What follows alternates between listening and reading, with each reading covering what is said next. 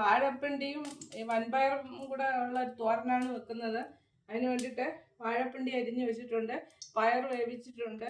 അരപ്പിനായിട്ട് തേങ്ങ, വെളുത്തുള്ളി, ജീരകം, മഞ്ഞൾ, പച്ചമുളക് ഇവ എടുത്തിട്ടുണ്ട്. ഇത് നമുക്കൊന്ന് ചതയ്ക്കണം. അപ്പോൾ അതിന് മുമ്പേ നമുക്ക് ഈ പിണ്ടി ഒന്ന് വേവിക്കാൻ വെക്കാം. അതിന് വേണ്ടിയിട്ട് അടുപ്പത്ത് ചട്ടി വെച്ചിട്ടുണ്ട്. കടുകിട്ടു, ഒരു മുളകിട്ടു, കറിവേപ്പില ഇട്ടു,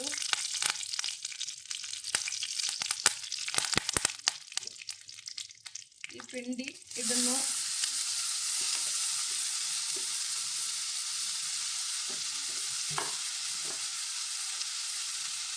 ഉപ്പിടുന്നു, ഒന്ന് ഇളക്കുന്നു. നമ്മൾ അരച്ച് വെച്ചത് എടുത്തിട്ടുണ്ട്,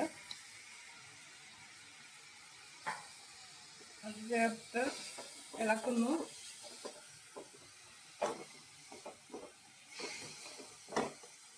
ഇതിൽ വേവ് കുറവാണ്, പിണ്ടി പെട്ടെന്നങ്ങ് വേവും.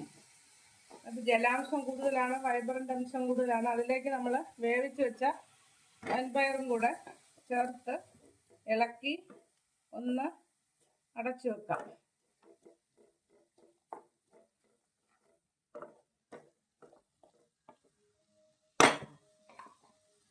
നമുക്ക് അടപ്പ് മാറ്റി നോക്കാം. അടിപൊളിയായിട്ടുള്ള നമ്മുടെ വാഴപ്പിണ്ടി വൻപയർ തോരൻ റെഡിയായിട്ടുണ്ട്.